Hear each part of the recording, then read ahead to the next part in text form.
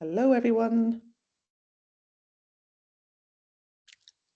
We can hear you there, Anne-Marie. Good. Yeah. Great. Just letting our everybody in. So we'll just wait another minute or two just to gather everyone for this lunchtime slot, and then we'll kick off. So yeah, welcome everybody. Feel free to turn your cameras on. I can't see you guys at the moment. It's always nice to say hello, even if you're eating lunch. And then feel free to turn your cameras off. So yeah, hello, Simon. Eating lunch, exactly. Yeah. I left Cos. Lovely to see you as well. Thank you.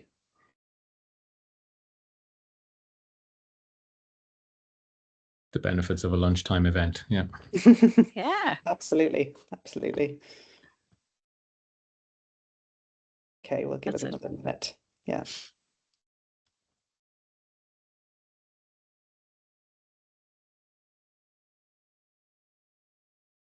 Okay, well, we'll get started. You're all very welcome to the third and final part of our series. So this is a joint series of talks organised by the Passivhaus Association of Ireland alongside the Passivhaus Trust. And it's developing on from our in-person seminar in February. And we're kindly also have been organising this with the Department of Housing and Communities and the Ministerial Advisory Group for Northern Ireland specifically. So many thanks to them, and hoping that some of you are on the call too. So without further ado, like the previous sessions, we generally have brought one key speaker to talk about a critical project, and we'll have a presentation time of about 30 minutes. There is a facility for you to pop in Q&As into your box there within the Teams setup. So please feel free to do that as we're moving through the presentation as well. And we'll take some care to kind of answer and give some time and space to some of those questions at the end. So I'd really like to welcome David Stronge, who's the Design Director at Peabody Housing, one of the largest housing associations in the UK. I'll let him fill you in on more detail on what Peabody do. Peabody have recently undertaken their first Passivhaus multi-residential project. It's now on site. And again, David's here to give us an overview of that, and in particular, the kind of procurement strategy and the approach that was taken on this project, and why Peabody considered Passivhaus in the first place, and how they're getting on, and where there's lessons learned and opportunities within their journey to share with everyone on the call. So I'll hand over to David now, and yeah, we'll talk to you afterwards. Thank you. Thanks, Anne-Marie. And I will do my best to share my screen.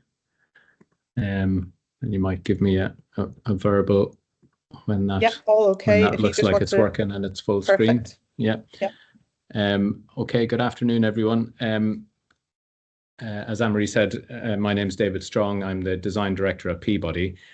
And I just said I'd explain the Irish accent to start with. So my kind of career and growing up kind of history, I was born in Clones, County Monaghan, which is just about a mile south of the border in Ireland. And I grew up and went to school in Donegal, and then also in Limerick. And then as an adult, I went to Dublin to study architecture, did parts 1 and 2 there, and then moved to Edinburgh and did my part 3 in Edinburgh, back to Dublin just in time for the global economic crash of 2008-9, etc. And but stuck around there for another little while, and then met my now wife and followed her to London about 11 years ago. And I've worked since coming to London. I didn't work in architecture practice. I kind of worked on the main contractor side for a company called Waits Construction. And then Berkeley Homes, a kind of a residential developer, and then about 6 years ago I moved to Peabody. So a bit of a quick potted history on me personally, and explain a slight northern twang to an accent that isn't going away. And when I listen to the playback from this, I'll be surprised at how northern it still sounds. But yeah, thanks for coming to the webinar today. I'm told you're turning out in your tens to this one, and it's to kind of hear about what we've done in Peabody in relation to this Deptford Landings Passivhaus pilot project that we've started and are nearing completion on site.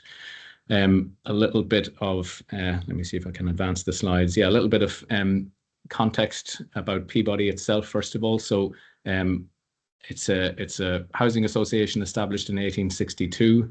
There have been various mergers and coming together of organisations since around 2010, and now we have a kind of an existing homes portfolio of about 109,000 existing homes, predominantly located in London, but also 20 to 25,000 ish in surrounding home counties. We've got 4,000 staff, 1,000 of whom are kind of devoted to care and support services. So not everybody's kind of in and around kind of buildings and assets and development and maintenance, etc., but some care and support staff as well. And we build approximately a little bit more than 1,000 new homes per year over the past few years, and we'll do so. Our forward pipeline is roughly that same number for the foreseeable.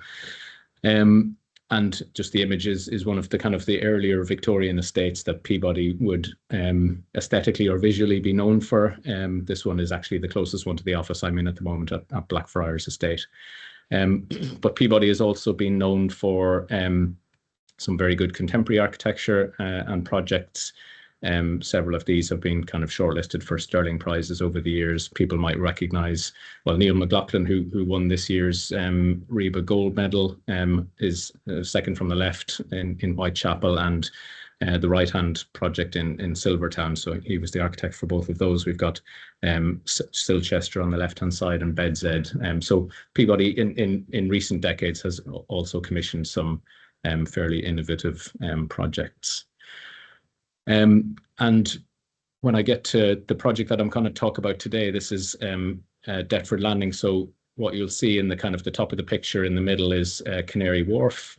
And just to the right of that, you'll see the Millennium Dome. So anybody who watches the closing credits on EastEnders will recognise that curve in the river. But we're just on the south side here, Deptford Landings. So the three kind of whitish towers, one of which is computer generated in this image, and then the lower rise buildings in the foothills of that Deptford Landings. Our project is located there just south of the river.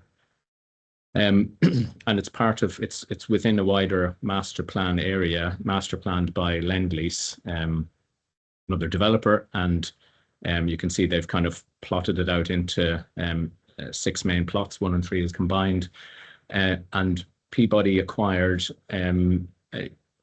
plot 6, which is the topmost one, the kind of the bluey purpley plot of 3 buildings between 2021 and 22.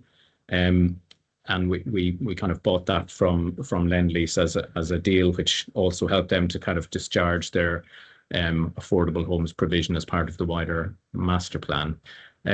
Once we acquired it, or as we were acquiring it, we were needing to look at a revised design brief, and I'll come on to some of the detail on that later. And we embarked on kind of designing what we call a twin track tender process, which I can tell you more about as well. And ultimately we went out with a single stage design and build tender at the end of that. I'll go into that in more detail shortly. So what I would say is plot 2 is completed, and the kind of the further kind of communal master plan is still underway, with Lendlease kind of leading on that piece, and we're focusing on plot 6 at the top of the page. The timeline, Lendlease, in terms of their overall master plan, they got a hybrid permission, which means an outline planning permission for the whole master plan, and then a detailed permission for a certain phase of it. In 2016, they had a reserve matters application secured in 2019 for 189 homes on plot 6, which is the one we're talking about today. And then they brought that out to market to look for a registered provider, or registered provider, or housing association to bring forward that affordable housing piece. What we did as we were kind of assessing being able to kind of purchase the site and purchase the opportunity from Lendlease was we conducted a Passivhaus review in September 21. We then exchanged contracts with Lendlease late in 21. And then we kind of completed that deal by the middle of 22, all the time kind of running the design development process during that period.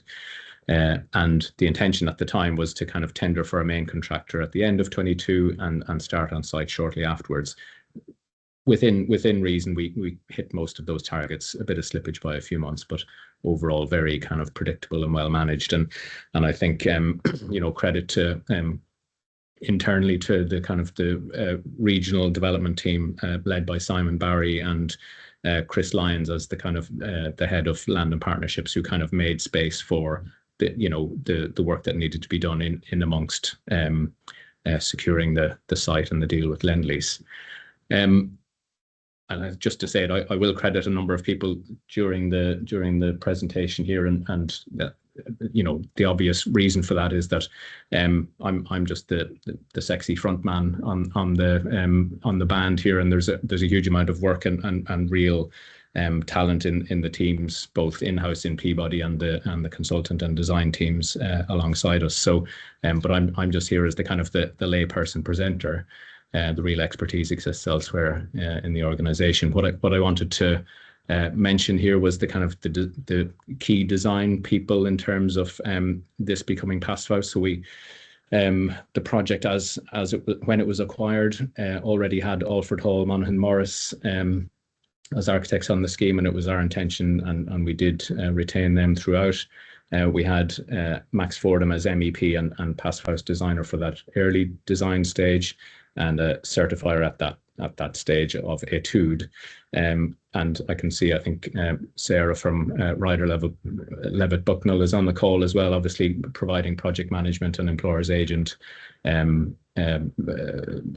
services to Peabody during this project as well. So, but then during construction, Delta Q have been excellent at picking up that Passivhaus gauntlet whilst on site and through the detailed design. So, as I say, when we were kind of, in between kind of starting the deal and finishing the deal with Lendlease, what we needed to do was identify what changes we needed to make to the acquired permission and the acquired scheme. We needed to do things to kind of make the scheme more Peabody, if you know what I mean. So we needed to kind of look at the tenure mix that was in the permission versus what was going to be best for Peabody in the long term. We had some in-house preferences in terms of fire strategy and length of corridors and things like that. So our kind of internal design management team, Joanne Gork, was the design manager on this one, and we were undergoing those. We were looking at internal flat layouts and balcony sizes and things like that, as well as window use and maintenance strategy. So all those things kind of had to be done in between kind of buying the opportunity from Lendlease and before kind of tendering it. So we said, whilst we're doing all that, then wouldn't this be a good scheme to have a look at rebriefing from a Passivhaus perspective? Because we had spotted, as you might from some of the computer generated images, the form factor is already very good on these buildings, the 3 buildings.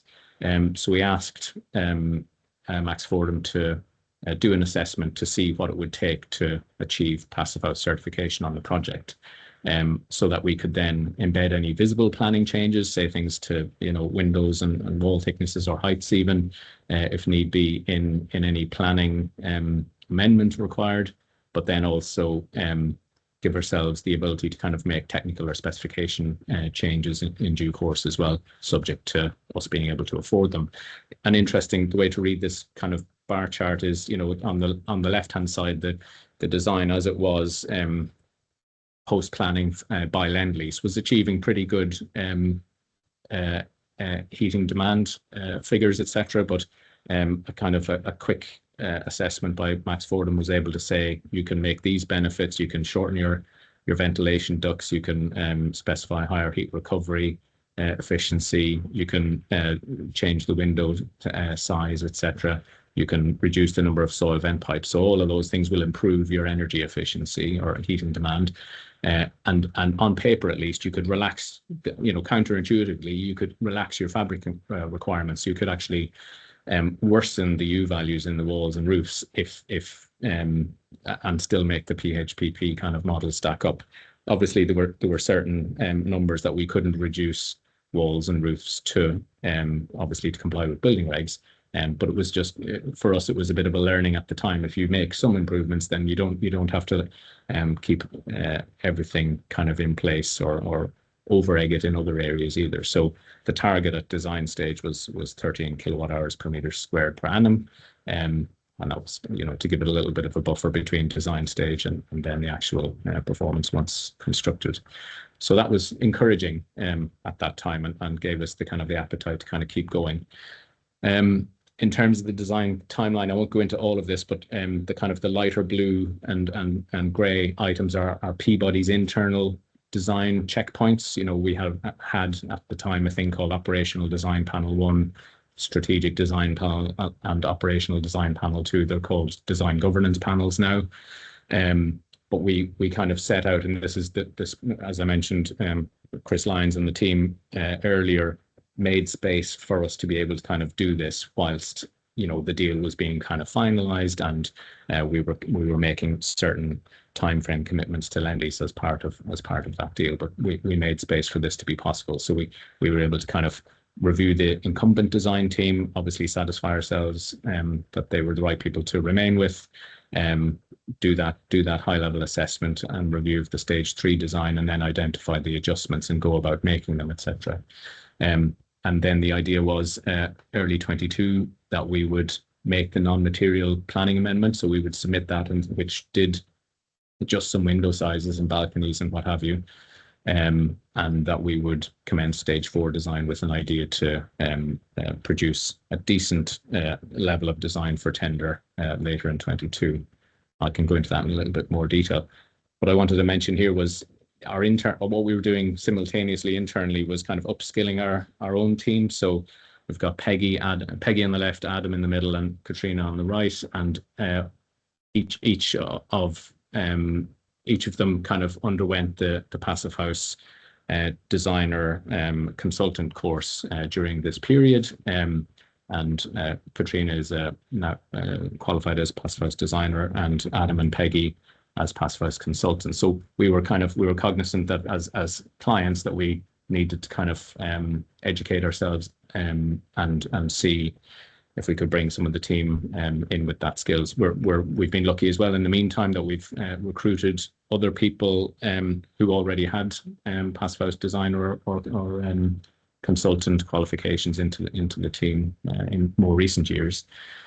So we needed to kind of make sure that our team had those skills, and it was worth saying as well that we learned from others externally as well. So Michelle Christensen from Camden Council, who's in the middle of the left-hand photo, was very generous with their time to kind of give us some lessons that they learned on Agar Grove scheme in Camden, and so we could see that Camden were a few steps and a few years ahead of Peabody, so we were able to kind of listen and learn to what Michelle had to say. And then Ulrika Macchiarello from Hasto Housing Association.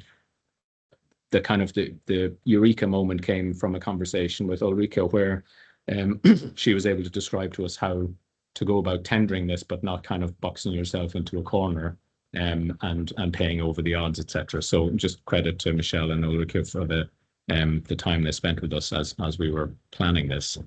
And I'm going to talk about this kind of procurement technique that we used in this case, which we've been calling twin track tendering. But when I say twin track tendering, sometimes people think that actually means doing 2 designs or doing 2 of everything and doubling your work or doubling your time. So the first point I need to make here is that it's about designing it right once.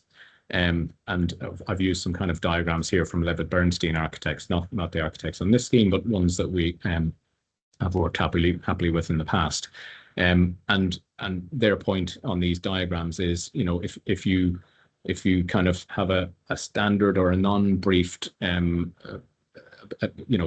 baseline building regs building, and then try and add on the Passivhaus design to late stage, then you will end up paying the kind of the percentage over the odds, because you'll have a kind of a baseline, and then you'll just have to up the standard of everything, up the specification, etc. And that can be obviously the most costly time to do it is when you add it in late. So the twin track idea is that what you do is you design it wholeheartedly from the start if possible.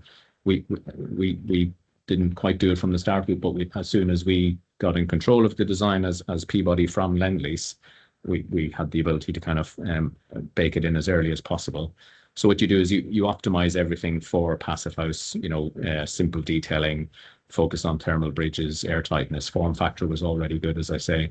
And then you can identify the specification reductions should you need to kind of fall back and not, for whatever reason, not build it as Passivhaus. You can say, well, we can't afford the triple glazing in this case, so we'll have to go to double glazing it. But the interesting thing here is that if you do it that way around, if you design and optimize it for Passivhaus and still have a value and engineered version of that in due course, you probably still end up with a more efficient and maybe cost-effective kind of building, certainly in construction and as well. So that to outline this isn't to kind of tell you how not to do it or how to get away with it, but it's to kind of do it in the right order. And I'll move on to, and what I've realized recently is that these Levitt-Bernstein diagrams are actually of a real project that they've delivered recently called Plashet Road in Newham, not for Peabody, but a very pleasant project. It is Passivhaus certified and is constructed and looking well. But part of what was important here as well was that we were going to tender this project as a single stage design and build tender. That wasn't all fixed from the start, but as conversations were evolving, that was going to be the most likely outcome. And what was helpful again with the space that Chris Lyons and the delivery team led by Simon Barry kind of helped in this case was that they gave the time for the design team to get it up to a good coordinated REBA stage 4. And effectively what that looked like from our perspective is it's as far as the consultant design team could take it by themselves, perhaps without specialist subcontractor input. So we didn't have a pre-construction services agreement in place. We didn't have a main contractor or their supply chain at the table saying, no, don't pick that ventilation duct, pick the other one.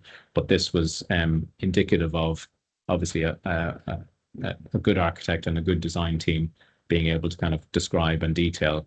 And I'm just putting these up as an example. I'm not going to go into it in any detail, and a few of them have evolved and kind of changed in the detailing since with the supply chain at the table. But this is to show that we were able to work it up to a very good standard of coordination and detail, so that the builders, when tendering, could tender the design and not the risks that they couldn't see in the design, etc. So, and then if I'm not losing people, I'll keep going on this twin track idea. So design it wholeheartedly with Passivhaus intended as an outcome, design it up to stage 4, which is what we did.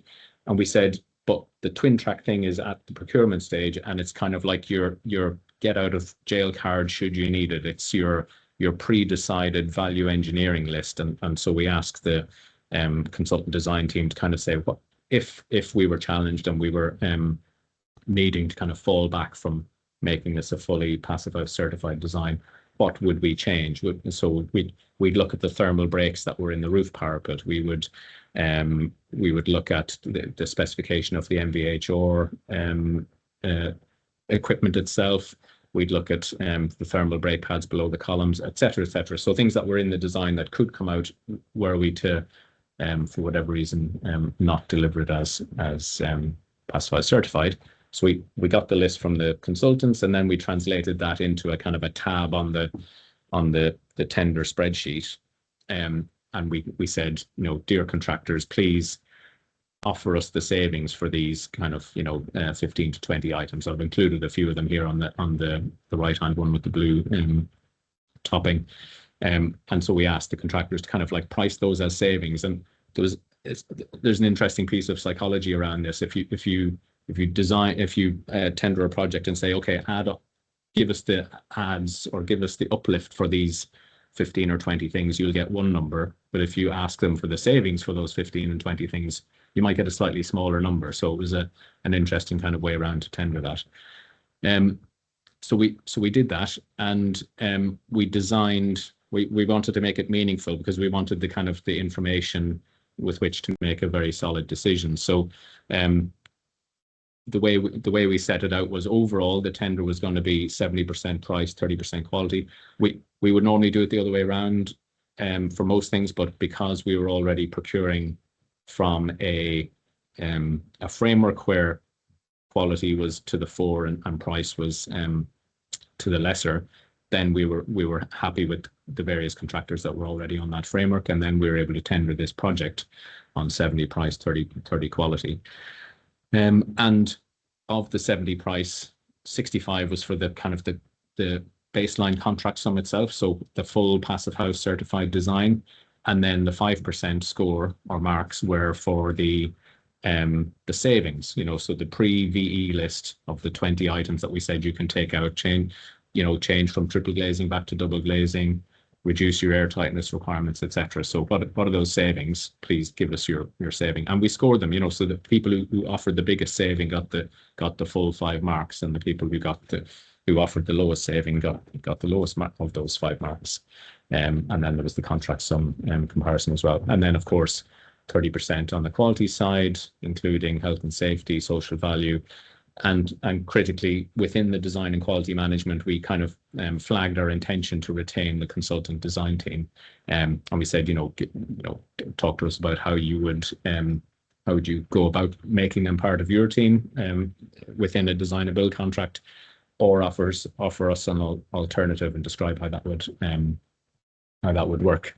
Interestingly, all 5 tenders came back and said, no, we'll keep your incumbent design team. So it was a relatively low cost or low risk way to kind of signal our intention to retain the team, which is important for a project like this. I've redacted names and figures a lot on this one, but I did want to reveal a little bit around the kind of the range of money and the range of percentages. I've only left Higgins' name. So Higgins were the contractors who came out top across the whole procurement thing. So in terms of quality, price, and the Passivhaus, they offered us the lowest Passivhaus savings, so they got the lowest marks for that. But they on the main contract sum and their quality scores, they made up for that, and so they came out top. I won't name or reference the other ones, and I don't want to kind of give you the full visibility of the everyone's kind of tender returns, but roughly, and this is where some of the and this is only one project done in this particular way at this particular time, but somewhere between 0.5% and 3.2% was the highest kind of saving stroke uplift, depending on which way around you look at it. And as a scientific exercise, it's hard to describe different projects over time and in different locations, and depending on who's tendering and how hungry they are and the level of design detail. But doing it in this way meant that the uplift or the saving on this project was, within a very kind of tight and understandable range. So we thought what was good about that was, in terms of bringing the design generally up to a good coordinated stage 4, it meant that reduced the bid variation from the 5 tendering contractors, and they were able to price the design and not the risk. And we kind of felt at the time the industry was approaching a tipping point in terms of supply chain experience. We couldn't say to all of these 5, please give us 3 Passivhaus buildings that you've delivered in the last 5 years. That wouldn't have been practical or fair. Nobody had done that at the time, and I'm not sure anybody still has. But we were able to kind of ask for the experience in the right way and to demonstrate it. And we think that we've reached that tipping point where particularly main contractors in certainly in around London anyway have reached that tipping point where most can point to some experience in their supply chain and experience in their staff. And the things like the specified elements and materials were readily available. And then it became a bit of probably a no-brainer decision by Peabody. Technically you could have said, okay, if I look across here across the Higgins line, they could have offered us a 200 and something £1,000 saving to not do Passivhaus and still build the project, etc. But it became a no-brainer decision for our development committee at the time to say, well, it's our pilot scheme. We want to see how it goes, and the apparent cost premium or saving not taken in this case is so low that we should do it. So that's how that one kind of turned out. And I'm sure there'll be some questions around this as we go, but I wanted to kind of quickly go through the progress since. So we broke ground. You can see everybody's very happy there. That's the construction team, the designers, and the Peabody team, and some local politicians, etc. We topped out, and you can see, I think Sarah, who is on the call, is in the photograph on the left. Max Fordham, AHMM, Ryder Levitt Bucknell, and then the Peabody team on the right. We probably should have had the structural engineer in the photograph of topping out on concrete, but for some reason they're not there. I just wanted to mention as well the kind of the development as it's been going on site. I mentioned 3 of my kind of design and technical colleagues who undertook the Passivhaus designer and consultant training. We also asked our construction inspector, or one of our construction inspectors, Elliot Johnson, who's in my kind of team or my design function as well, to kind of undertake the trade qualification. So he's done that and has kind of disseminated the knowledge of that amongst his construction inspection colleagues in the business. But critically, what he said as well is he's getting a huge amount of practical on the job kind of learning from Megan Ancliffe, who is the kind of construction stage Passivhaus designer from Delta Q, so who have been brought in by Higgins, but and they've been really great in terms of looking at the practicalities. In some ways, every time Megan kind of presents on the project, she also reminds us of the other savings that we didn't take or we could have taken, like reducing the heat plant kit and the like. But I think my view on that is because we had to keep the alternative or the exit ramp open, we possibly couldn't take all the savings that were also available, but that's something we can learn about for future projects. The externals, I think this was maybe about 6 months ago, so we're kind of certainly further advanced on site than this. And you can see some of the brickwork patterns and the kind of the careful kind of detailing and protection of elements that are going in on site. And then some of our kind of most recently produced marketing computer generated images. This is the block that will be what's called shared ownership, if people are aware of that model. So it's effectively, the other 2 blocks are going to be fully rented, so we'll rent those to residents. This one, it's effectively a part sale product. So the way the model works is somebody might buy a quarter of their home. Let's say it's a 400,000, I don't know, it could be expensive, £400,000 apartment. They'll take a mortgage on 100,000 and then pay rent on the other 3/4, and then they can kind of change that ratio over time with Peabody and buy their way into more of the staircasing, it's called, buy their way into more of the ownership of that flat until they effectively own it outright. So, but these are the marketing kind of images that are have recently been produced for one of the 3 blocks, and some views then back across the kind of the neighbouring landscape and towards the river of those. And I just wanted to kind of touch briefly on the next steps. What we're planning kind of very soon and next is we're investing in some further training for our what's called our new homes and customer care team. So the team of people who move new residents into the buildings and into the homes, so that they're explaining the kind of the technologies and what Passivhaus is and isn't in the right way and in a very kind of digestible way for new residents who might be moving from all sorts of different types of accommodation. So kind of explaining that clearly and not kind of perpetuating myths accidentally is going to be important. We're producing, various teams in Peabody are producing kind of moving in materials and advice for residents, things like a quick start guide, and we're also planning to kind of put various like QR codes on pieces of equipment so that you can scan it with your phone and get a video and get something explained to you if you're not sure how it works. And we're also planning some in-depth post-occupancy evaluation. Technically, it's probably more building performance evaluation, where we're going to monitor, the the energy performance, the temperature, carbon dioxide, moisture, etc., in a sample of the homes, so that we can understand, are they performing as designed. And we're rapidly approaching kind of completion of the project towards the end of this year, and hopefully moving people in from November onwards. So I think that's as far as I was gonna bring people on the presentation side of things, Caroline. So yeah, I'll hand it great. back to you, or unshare, if that works. Yes, yeah, brilliant. Thanks so much, David. Well, I've loads of questions. So just anybody that does have some questions, if they could pop it there in the chat for us.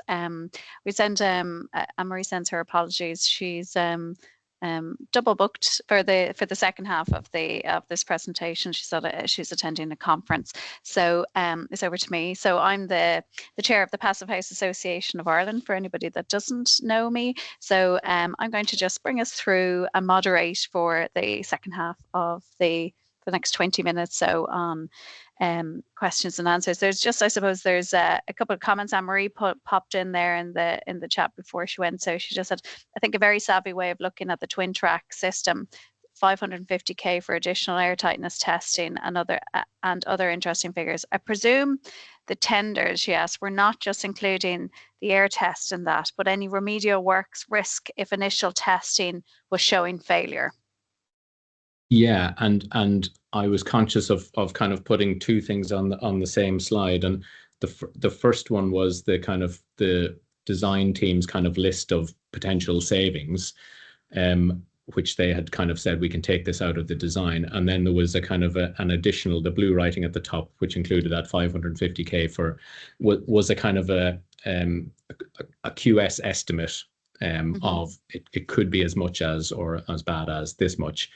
And I think that was important to kind of do at that design and that kind of pre-tender stage. But if you only left it at that, you could have talked yourself out of doing it. And interestingly, then when we actually tendered it and asked the 5 contractors to come back with their savings related, you know, it was high on one or two of them, but it wasn't that high on the rest of them. So I think that the point to kind of come out of that is what we try to do is do it on the actual tendered figure, not on an assumed estimate, because that's one way of talking yourself out of it without having something tangibly tendered in return. So yeah, I think I put both of those on the same slide, so it might have been a little bit confusing, but it turned out not to be. Obviously, if the Higgins figure was less than half of that for the whole savings, then they clearly weren't offering 550k for removing air tightness testing. I suppose I have some questions just around the twin track. Was this something that was you looked at because you were exploring Passivhaus? Is the twin track approach something that you use on other projects? It is, or it has been. I think it's actually now, because it was particularly helpful to do it. And as I said, Ulrika from Hasto Housing Association kind of gave us the idea. And it was particularly helpful to kind of provide that kind of safety net and assurance to Peabody as a business for the first one. Yeah. Funny enough, what we're encountering kind of more recently is that it sort of it's actually becoming a little bit of a hindrance now, because the terminology has kind of got its own connotations, and twin track and doing things twice, and it's almost like you need to kind of like swither about every decision at every point in the design process. I think we're approaching a point now where we need to be clear as a business that it's not, you know, we want to remove the swither, you know, and simply kind of go for it or not go for it, because, you know, as I mentioned, Megan identifies all the other savings that we could have had as well had we fully gone for it from the start and not given ourselves the ability to kind of take the off ramp.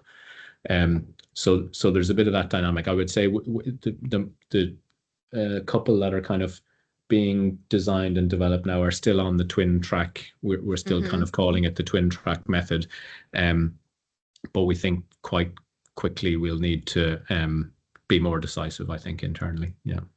Yeah, and I see a question in there for Jennifer, so I'll go to that in a moment. So the whole idea of the twin track was really, I suppose, the decision making to give reassurance. So it's risk mitigation at that point. So is it the right way? We don't know how much this is going to cost. Is it going to cost way more? And so it's that it's our first project, and so that risk mitigation really was. But now that you're in it, Yeah. to your point, you're seeing that there was savings in other ways, and Yeah. And I yeah. I think because at the time, 21 or 22, I think, looking at the Passivhaus Trust website, the information most of us had kind of that was open or freely available at the time was probably pointing to 10-ish% or, of that order.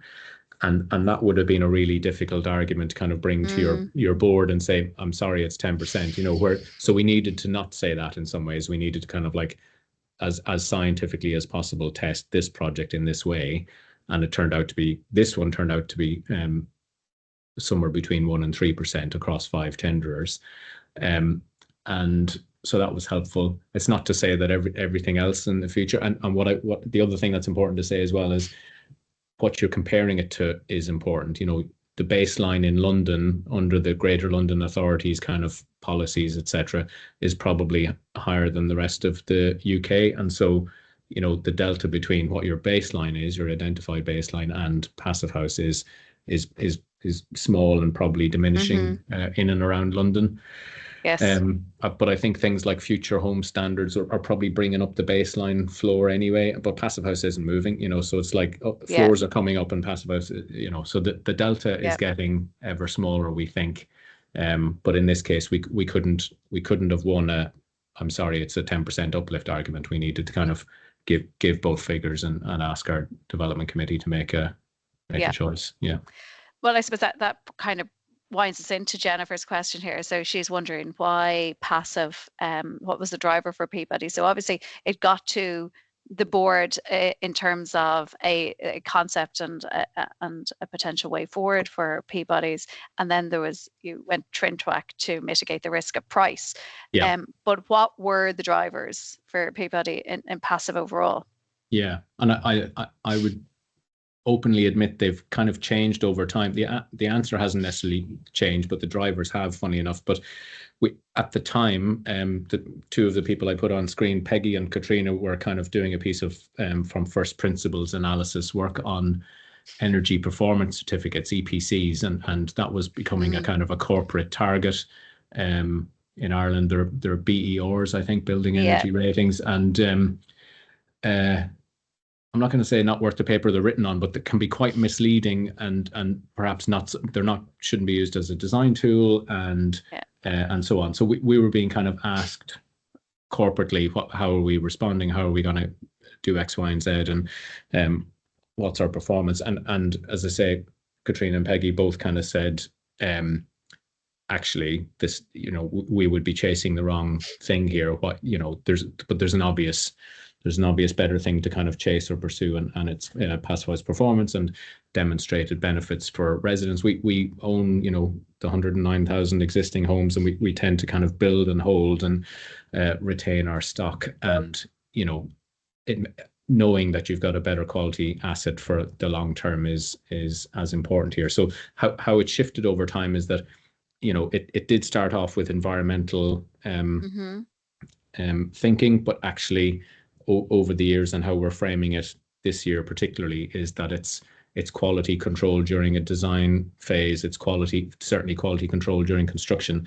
And in some ways, in London, we generally are having to put in triple glazing in most buildings anyway, for various reasons, acoustics and what have you. And so there's very little that's actually extra, except the care, so you're buying all the stuff. You're buying the MVHR, you're buying glass, you're buying all the things, and what Passivhaus design and construction make sure of is you're putting it together in the best way, so you're getting the benefit of having bought all that stuff. So I think we're changing our drivers from an environmentally kind of driven idea first of all to now better quality assets to own for the long term.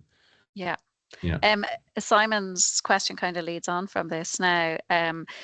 To the added value of passive house factor in the decision-making progress, i.e. balancing additional costs over the value of better indoor quality, resilience and comfort. So where does, in terms of your, I suppose, your occupant and the 220,000 residents that you have, no small number, was that a factor, David? Yes, of course, yeah. So, and in some ways didn't kind of go through it or rehash it here, but I think with an audience like this, they'll know the kind of the benefits of lower running costs for residents, and for our social and affordable residents, that's really important, and also the kind of the health benefits of better indoor comfort, air quality, etc. We're in addition to this, we're undertaking a kind of a specific study on mechanical vent heat recovery design and specification to kind of get it even more right, or as right as we can. Lefkos is on the call, is leading on that at the moment, and yeah, I think another kind of industry phrase that's come into everyday parlance over the past few years is damp and mold, and everybody's talking about kind of chasing around existing perhaps either poorly insulated or with poor coal bridging and all the rest of it, and all of that stuff, as it's kind of affecting residents' kind of health and comfort, etc. So we've seen the impacts of it not being in place in previous decades, and this one just seems like, as well as the millions of pounds that we're spending every year on remediating damp and mold in existing homes and buildings, we're just saying that surely something like this is the way of heading it off in the first instance, and you just never have to worry about these again. Yeah.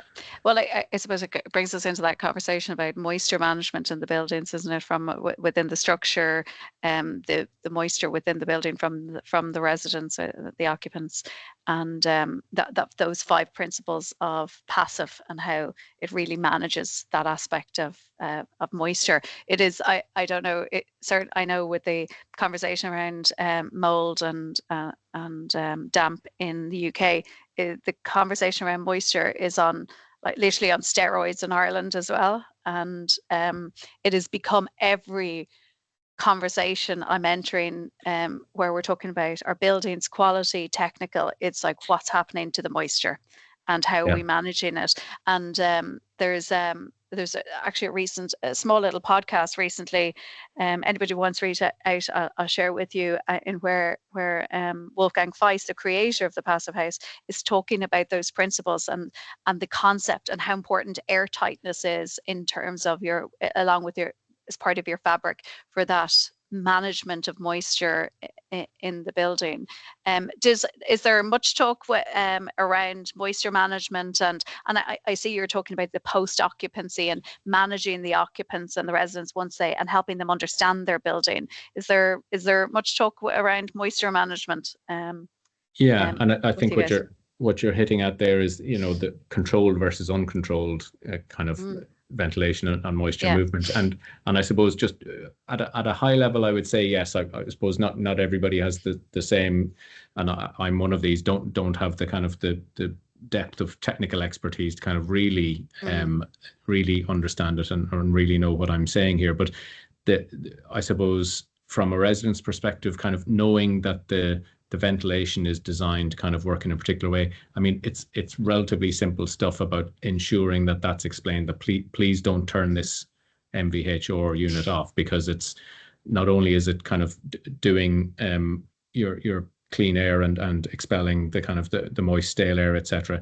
It's saving you money on your heating bills, because you've got your it's a very efficient way of exchanging heat and then not having to heat very cold air coming in from open windows, etc. in the winter. So I think, yes, I think that at our kind of board and committee levels, it's about how simple and explainable can we make this for our residents, and if there's a switch that people shouldn't turn off, how do we kind of really make that happen? yeah, I had Yeah, one more very point on good. that, but I can't. Yeah. Yeah, no, it's all right. Mike has come in with a question here. He said it looks like a great approach.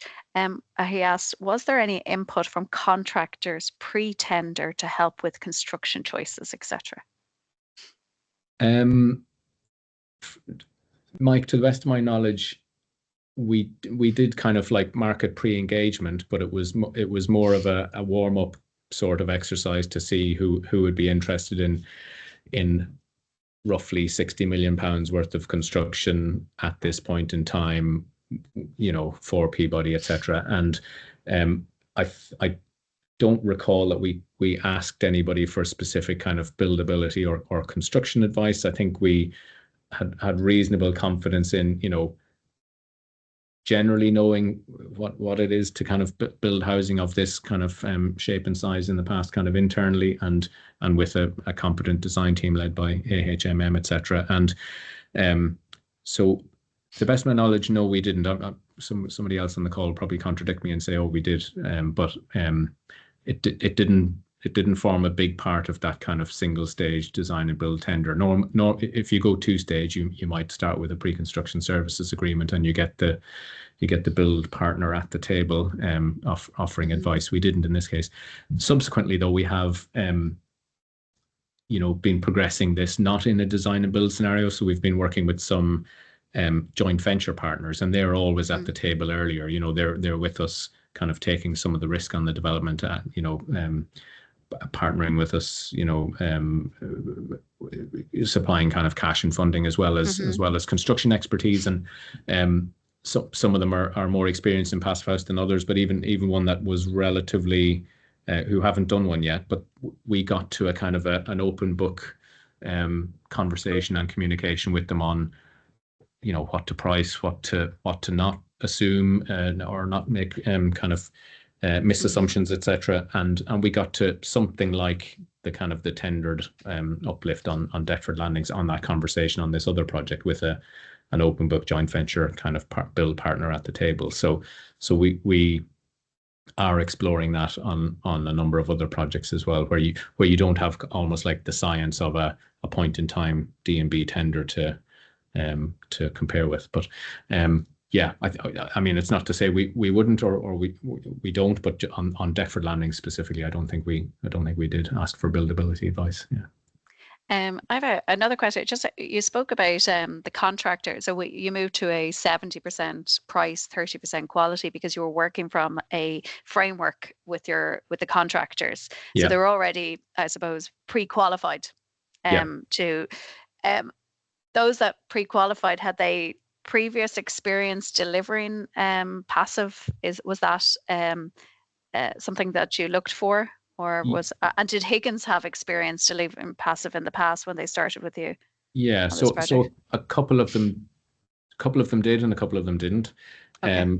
But the way and Higgins did, and I think this is Higgins's kind of fourth Passivhaus project. One of the other contractors certainly was to the fore, kind of leading in that area, before this tender, and a couple of others didn't. But I think the way we kind of phrased or framed the question was, it wasn't a kind of a, sometimes you get the dry procurement kind of ask for X number of projects in the last Y number of years, and something like that wouldn't have been practical. It would have ruled all but one or two out had we asked it. So I think you need to be clear about what do you really need.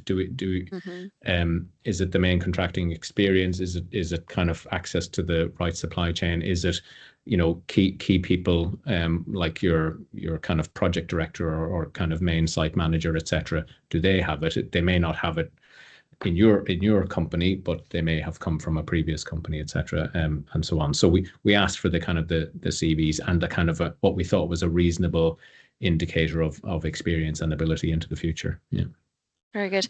David, we're winding here towards 2 o'clock. Yeah. And I suppose my final comment to you, is there anything, have you any final comments, anything you'd like to say about your experience to date with passive? Any words of wisdom, any warning, any other warning shots, or anything else you'd like to share with us?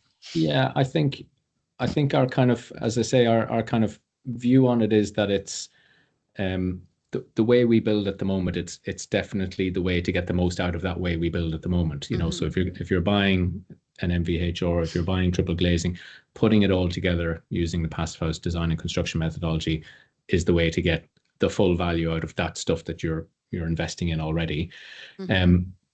So we're definitely along that track. I think we're probably it's too early to kind of impart wisdom on, and it definitely works for all our residents in every way. I think we want to kind of do the post-occupancy or the building performance evaluation and see how that goes. But as important is how we go about kind of moving people in, and that education piece, and kind of also our internal teams upskilling and being able to deal with the queries and knowing what they're about and what they're not about. So yeah, we still have a road to travel in terms of learning on that, but we need to have you back. So yeah. Well, I think it's a 2-year program of post-occupancy evaluation. So see you in a couple of years. Yeah, no, we're looking forward to that. And thank you so much, David. I think the key takeaways for me from your presentation is the words you use: quality control of design and quality control of construction.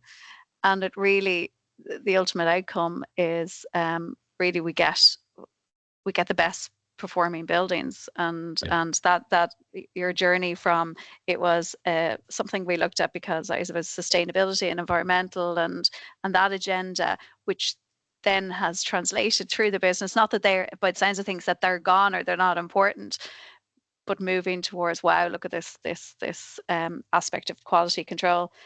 So thank you so much for your presentation. I know a lot of the people on the call had reached out and said we'd love a presentation that focused on procurement and tendering. So thank you so much, David.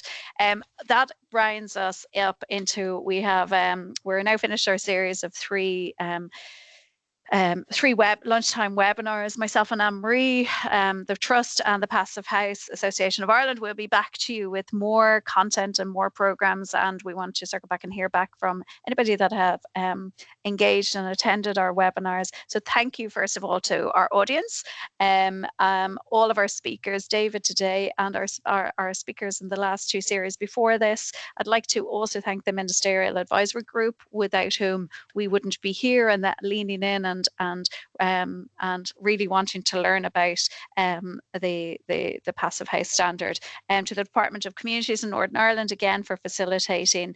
Fiona at the background there from the Passivhaus Association of Ireland, Anne-Marie and the Passivhaus Trust. We thank you all, and goodbye, and enjoy the rest of your day. Thanks, David. Thank you. Bye-bye.